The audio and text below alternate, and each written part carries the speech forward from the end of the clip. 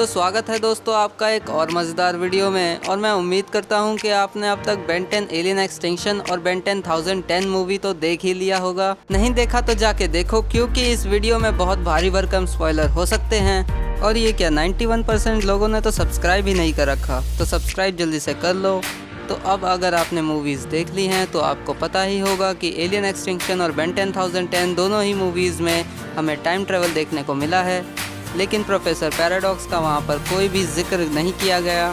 जितने भी जो पुराने बेन हैं उनकी एंट्री हुई, बेन 10,000 की एंट्री हुई, लेकिन प्रोफेसर पैराडॉक्स जो टाइम वॉकर है उनको हमें नहीं दिखाया गया।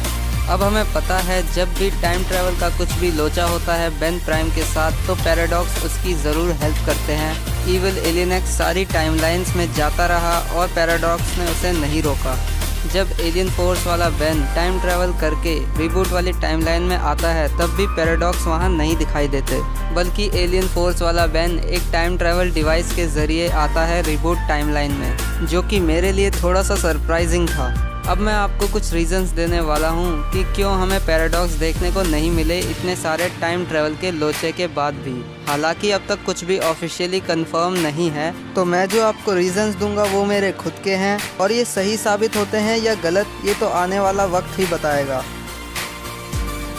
हो सकता है कि जो भी बेन्स हमें दिखाए गए थे वो सभी ऑल्टरनेट टाइमलाइन के थे जिसमें पैराडॉक्स एग्जिस्ट नहीं करते। हमें पता है कि अलग अलग टाइमलाइन के अलग अलग पैराडॉक्स एग्जिस्ट करेंगे, लेकिन ऐसा भी हो सकता है कि किसी टाइमलाइन में पैराडॉक्स एग्जिस्ट ही ना करते हों। मतलब जितने भी बेन हमें इस मूवी में दिखाए गए उनकी टाइमलाइन में कोई पैराडॉक्स हो ही ना।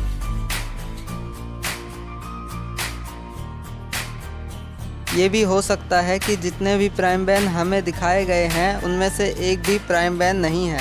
ऐसी कई ऑल्टरनेट टाइमलाइन भी हो सकती है जिसमें प्राइम टाइमलाइन से बहुत कम डिफरेंसेस हो, लेकिन यही छोटे छोटे डिफरेंसेस अल्टरनेट टाइमलाइन का कारण बनते हैं। मेरे इस रीज़न को सही प्रूव करता है एलियन एक्सटिंक्शन मूवी का ये सीन, जहां हमें एक ऑल्टरनेट रिबूट टाइमलाइन दिखाई जाती है जिसमें एक ही डिफरेंस था ओरिजिनल रिबूट टाइमलाइन से, कि वहां ग्वेन बेन और ग्रैंडपा के साथ रोड ट्रिप पे नहीं जाती है बल्कि वो समर स्कूल में चली जाती है। लेकिन बाकी सब कुछ ओरिजिनल रिबूट टाइमलाइन से सेम था और शायद इसीलिए हमें टाइमलाइन में क्रैक देखने को नहीं मिला, जैसे हमें बेन 10 ओमनीवर्स के एक एपिसोड में देखने को मिला था। तो अब समझ में आ गया होगा कि प्राइम टाइमलाइन वाला बेन नहीं तो कोई टाइमलाइन में क्रैक भी नहीं, कोई टाइमलाइन में क्रैक नहीं तो पैराडॉक्स भी नहीं।